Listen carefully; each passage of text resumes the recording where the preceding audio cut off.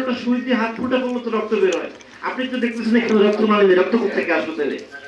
এইটার মানে হচ্ছে যে আমার রক্ত নালী, রক্ত কিন্তু আমার সারা শরীরে আছে, যদি কিন্তু এই ব্রেনের ভিতরে বা আর্টারির ভিতরে কিন্তু না।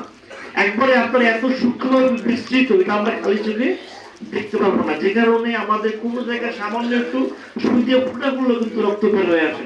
আমরা যে ডায়াবেটিক্সের যে টেস্ট করি, যেটা যে দাঁড়িয়ে থেকে ফুটা করে টেস্ট করি, কি করে ছোট একটু ফুটা করে সেখান থেকে রক্ত বের হয়ে চাপ দিয়ে দিলে তারপর সেটা আমরা নিয়ে নিই। তাহলে সাপে কামড় দেওয়ার সাথে সাথে যদি বিষধর সাপ হয়, সেই রক্ত আপনি যদি রক্তপাত বের কিন্তু সেই বিষ কিন্তু আপনার সারা শরীরে কিন্তু ছড়াবে। তা আপনি ওজার কাছে গেলে কি হবে? আমরা যে লোকাল ওজার কাছে যাই, আমরা ছোটবেলায় দেখেছি কি করে, ওইখানে গেলে আমরা যাওয়ার সময় শক্ত করে বেঁধে নিয়ে যাই। বেঁধে রাখলে কি, আপনি চেপে ধরে রাখলে জায়গাটা কালো হবে না? আপনি কতক্ষণ আঙুল চেপে ধরে রাখলে দেখবেন যে জায়গাটা কালো হয়ে গেছে। ওজার কাছে গেলে কি করে, সেইটাকে শক্ত করে বাঁধে, বেঁধে তারপর সেটাতে বিভিন্ন মন্ত্রযন্ত্র আবিজাবি বলে, এরপরে সেটা সেই রশির উপরে লাঠিতে পিটায়, তারপর সে সুই দিয়ে ফুটা করে, ফুটা করলে কালো রক্ত বের হয়। বিষ বের হয়ে গেছে। আমরা কিন্তু এটাই কিন্তু এটাই কিন্তু ঘটে, কিন্তু এটা এর বাইরে কিন্তু কিছু না। এই ভোজন বাজনের উপরে কিন্তু চলতেছে। আপনার জন্ডিসের আক্রান্ত হয়েছে, কি করে হাতে চুন মাখে পান্তা ভাতের যে পানি আছে ওর ভিতরে দিয়ে তারপরে ঝাড়ফুঁক দেওয়া শুরু করে।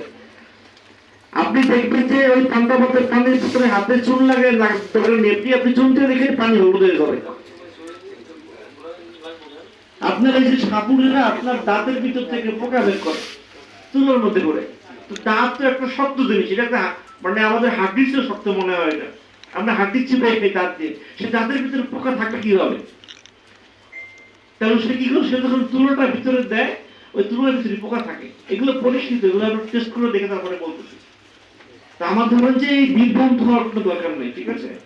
আপনারা যেন বিভ্রান্ত না হন।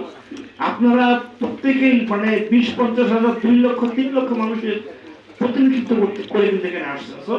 আপনাদের কাছ থেকে আমরা প্রত্যাশা করি যে আপনাদের এলাকার জনগণ যারা আছে তাদের কাছে সঠিক বার্তাটি যাবে। এখন আপনি যে বিষয়টি বলছেন, আপনি